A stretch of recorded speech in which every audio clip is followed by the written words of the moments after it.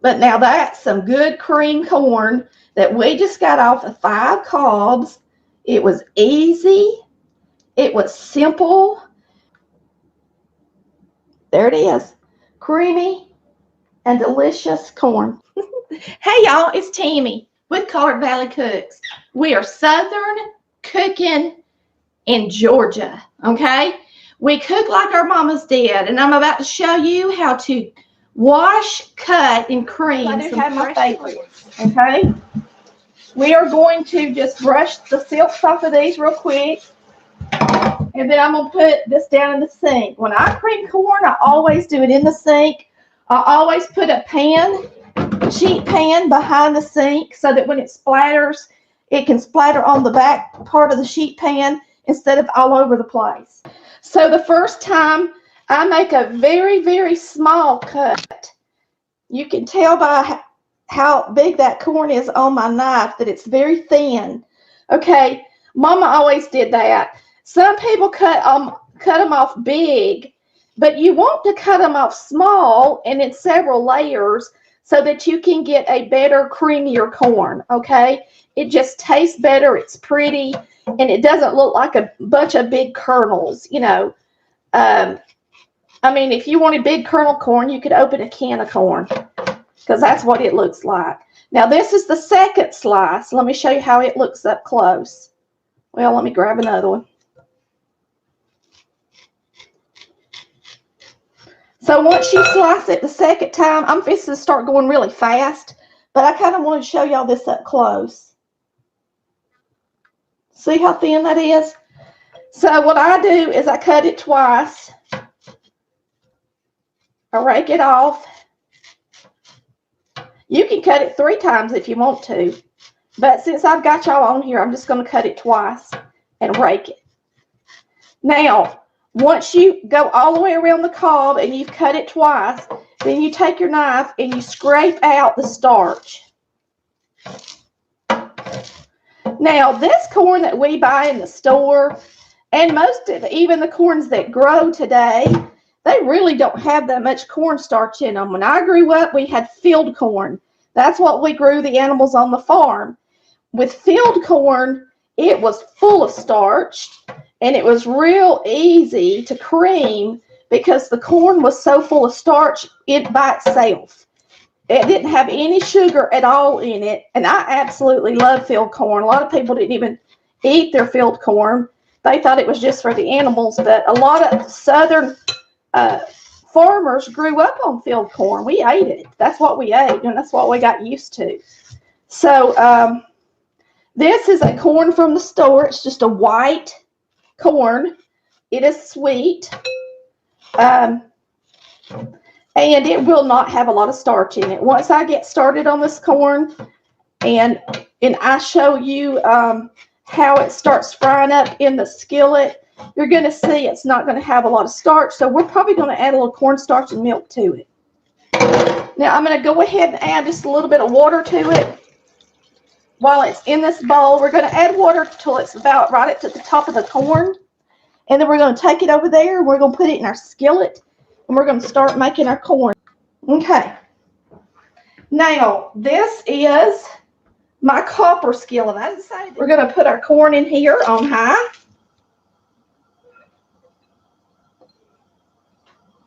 And once it cooks for a minute, I'm going to put a little starch and milk in it. Okay, so we're going to add some salt and pepper to it.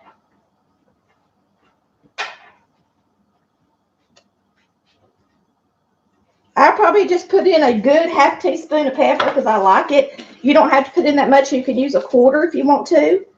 I'm going to put in about a half teaspoon of salt for now.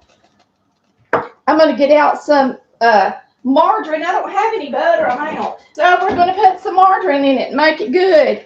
You can use butter, of course, if that's what you want to use. Don't frown on me using margarine. Some people have to use margarine. I use them both. I just go back and forth. Whatever I'm in the mood for is what I do. And I'm putting in about a half a stick, y'all, in here. Let me get something to stir it with. All right, I think I'm going to bring y'all up a little bit closer. All right, it is on high. It's just now starting to get hot. It's just taking a minute. So we've got butter in there. We got salt in there. We got pepper in there. We got water in there. I'm going to let some of this water burn off of it. And then once it starts burning off, we're going to add a little bit of cornstarch with some milk, and we're going to thicken it up. This corn needs to cook on high for at least 5 minutes or so once it starts to boil.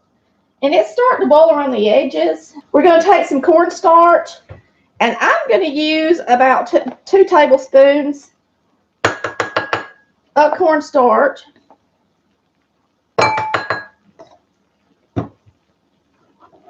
And I'm going to take a little bowl, and I'm going to put some milk in it. So it'll probably wind up being at least about a half a cup to 3/4 of a cup of milk.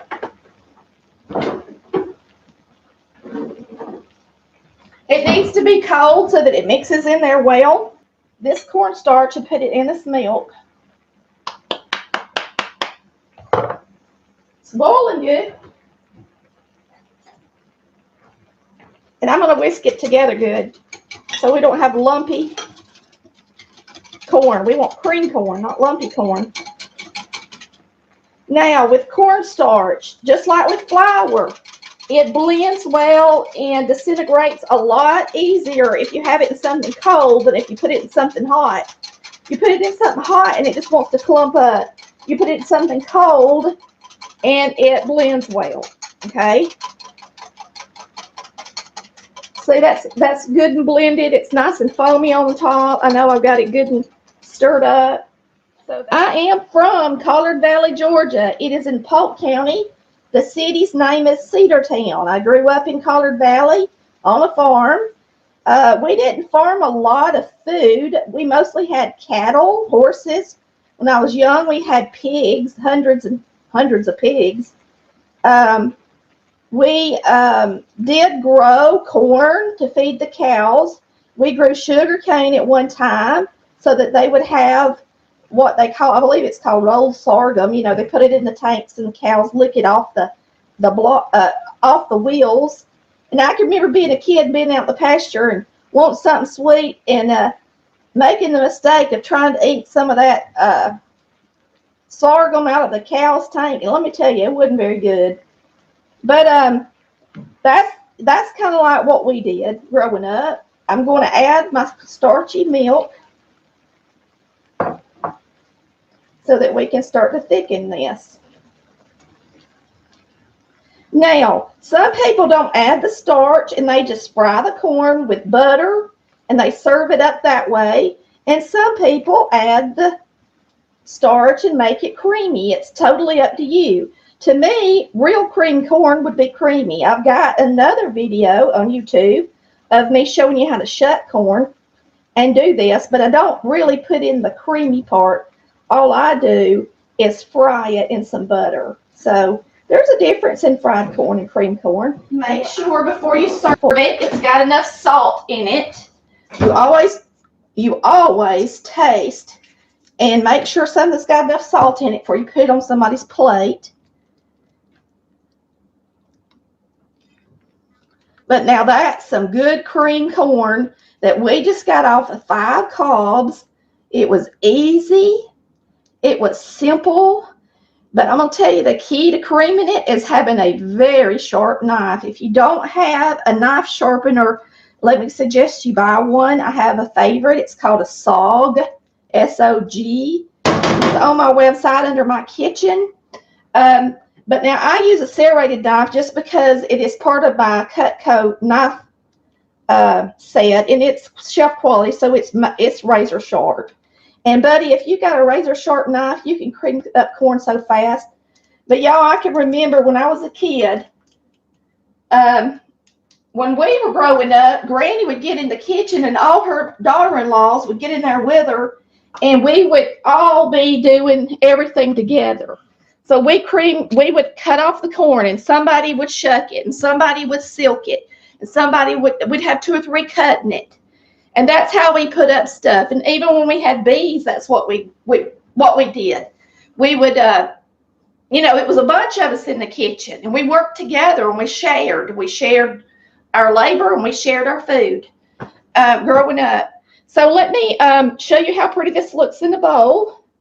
All right, so I just want to show you how creamy it is.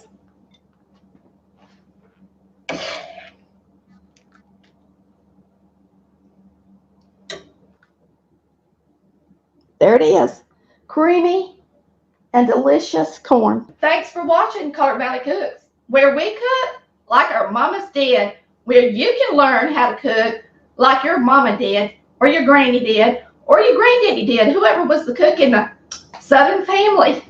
Y'all have a wonderful day. See you next time on Color Valley Cooks.